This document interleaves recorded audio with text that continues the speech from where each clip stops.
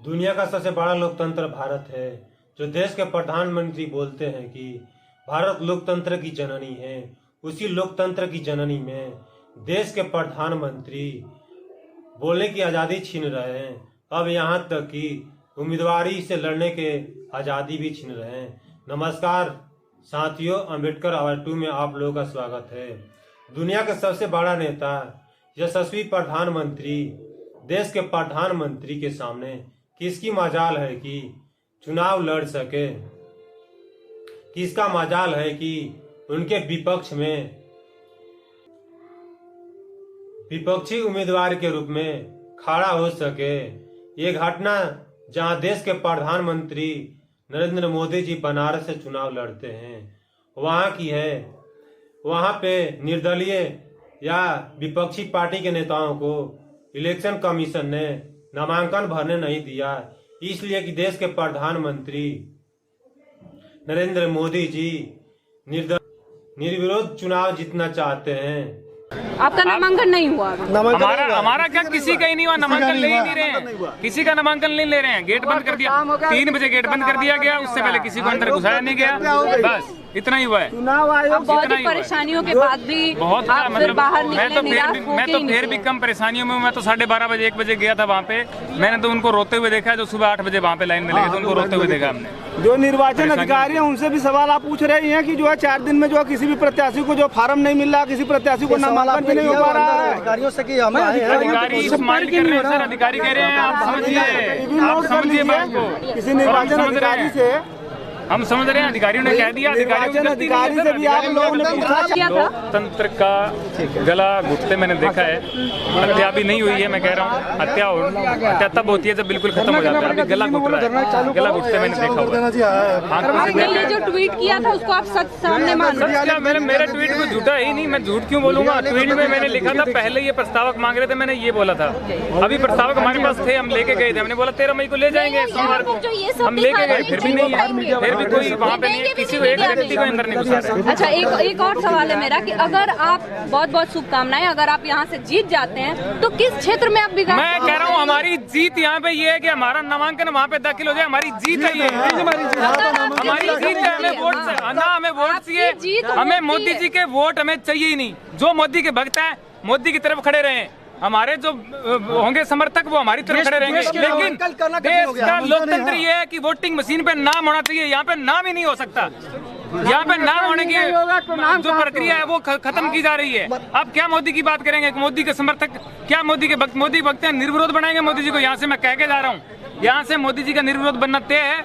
लोग नामांकन उठा लेंगे, पर्चा उठा लेंगे। मैंने बोला कि मैं नहीं उठाऊंगा किसी का पर्चा। यहाँ पे 3 बज गए, एक भी कोई अंदर नहीं गया। सिर्फ अजय राय जी अंदर गए थे, बीच में आए थे वो, और वो अंदर गए और वो बाहर चले गए। उसके अलावा कोई नहीं गया। और हमारी आंखों के सामने जो रूम है उसके बाहर 3 लोग खड़े हुए थे वेटिंग में, और वो तीनों लोग 2 घंटे तक खड़े ही रहे। इसके बाद में 3 बजे तक तो उन्होंने बोला, पुलिस वालों ने, सबने, कि आप सहयोग कीजिए, आपका पूरा नामांकन होगा।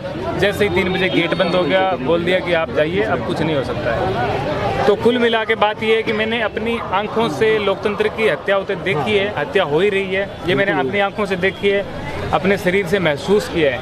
वहाँ पे लोग रो रहे हैं, वहाँ पे लोग चिल्ला रहे हैं, वहाँ पे प्यार से बात कर रहे हैं, गुस्से से बात कर रहे हैं, फिर रो रहे हैं। पानी पीने को वहाँ पे नहीं है किसी के पास।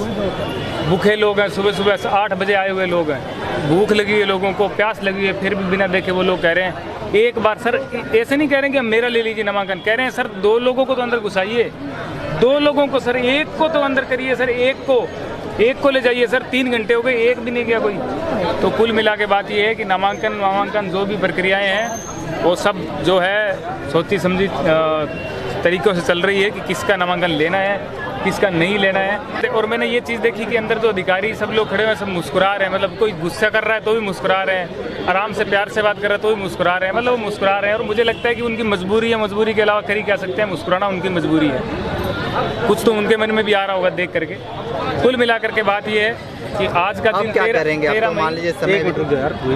13 मई का जो दिन है, हमारा 10 मई का भी खराब गया था, 13 मई का भी खराब गया है। अब हमें ये नहीं पता है कि हम क्या करेंगे, लेकिन हमारा मन ये था कि 13 मई को नामांकन करेंगे। लोग कह रहे हैं हमारे पास प्रस्तावक नहीं है। अरे ये मेरे पास नहीं होंगे प्रस्तावक, ये लोग खड़े हैं इनके पास क्या प्रस्तावक नहीं है? ये प्रस्तावक जो अंदर खड़े हुए सुबह से भूखे प्यासे, क्या ये प्रस्तावक नहीं है? कोई दिमाग खराब है किसी का जो अंदर खड़े हुए बिना प्रस्तावकों के? तो मैं ये कह रहा हूँ, आप किसी भी पार्टी से हो, आप किसी के भी समर्थक हो, आप आंखें खोलिए, आप देखिए यार लोकतंत्र की हत्या हो रही है, वो देखिए आप प्लीज। जो ठास के आवाज़ बंद हो रही है हमारी, लेकिन हम बंद होने नहीं देंगे। लोगों का प्यार मेरे साथ इतना है, लोगों का जोश और जुनून जो है ना वो मेरे साथ है, वो ताकत बन के मैं महसूस करता हूँ कि मेरे में ताकत है अभी भी। 14 तारीख का दिन हमारे पास है, हम जैसे तैसे प्रक्रिया करके 14 तारीख को मोदी जी नामांकन कर रहे होंगे, लेकिन हम भी पूरी कोशिश करेंगे, हम भी पूरी कोशिश करेंगे कि 14 को नामांकन हो। तो आज के दिन की ये प्रक्रिया है, ये देशवासियों के सामने है। मेरा अगर नामांकन होता, मैं यहाँ पे 20 दिन बहुत कुछ करने वाला था, बहुत कुछ करता, मैं लोगों तक पहुँचाता अपनी आवाज़। लेकिन फिर क्या नामांकन नहीं होगा तो श्याम जी बनारस करोड़ छोड़ देंगे, बनारस से वापस चले जाएंगे? नहीं, बिल्कुल नहीं जाएंगे, बिल्कुल नहीं जाएंगे। क्यों जाएंगे? बनारस में तो मैंने पहले ही कहा था, जैसे मोदी जी ने कहा था ना कि माँ गंगा ने मुझे गोद लिया है, तो मोदी जी माँ गंगा ने हमें भी गोद लिया है। ठीक है, हम भी कोई गोद से निकाले हुए नहीं है, घर से निकाले हुए नहीं है कि माँ गंगा ने हमें निकाल दिया। आप माँ गंगा के बेटे हो, हम माँ गंगा के पोते हैं। पोते हैं, बस आप यही रहेंगे। हम लोग शपथ लेते हैं। गंगा अवतरित का दिन है, कल गंगा सप्तमी है, मोदी जी गंगा स्नान करेंगे, उसके बाद काल भैरव का दर्शन करेंगे। भैया करे मोदी जी को वो दिन मुबारक हो, मोदी जी को अपना दिन मुबारक हो, 14 मई का।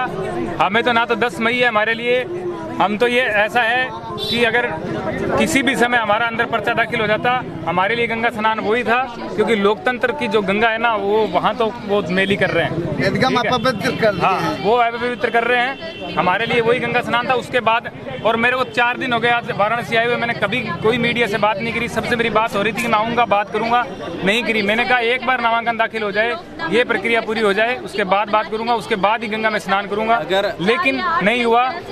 लेकिन अब 14 का दिन है, 14 को कोशिश करेंगे, उसके बाद देखते हैं क्या होता है, उसके बाद ही तय किया जाएगा, उसके बाद हम क्या करेंगे। ठीक।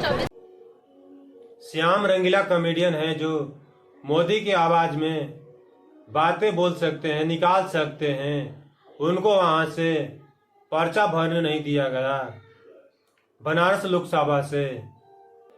आत्मनिर्भर भारत में देश के प्रधानमंत्री खुद आत्मनिर्भर नहीं है, इसलिए बनारस लोकसभा सीट से हार के डर से विपक्षी नेताओं के साथ साथ निर्दलीय उम्मीदवार को भी इलेक्शन कमीशन के माध्यम से नामांकन भरने नहीं दे रहे हैं। बनारस से ही मोदी जी निर्विरोध चुनाव जीतना चाहते हैं। जिस तरह से देखने को मिला कि गुजरात में कितने ऐसे उम्मीदवार थे जो नामांकन अपना वापस ले लिए, वो पर्ची अपना वापस ले लिए।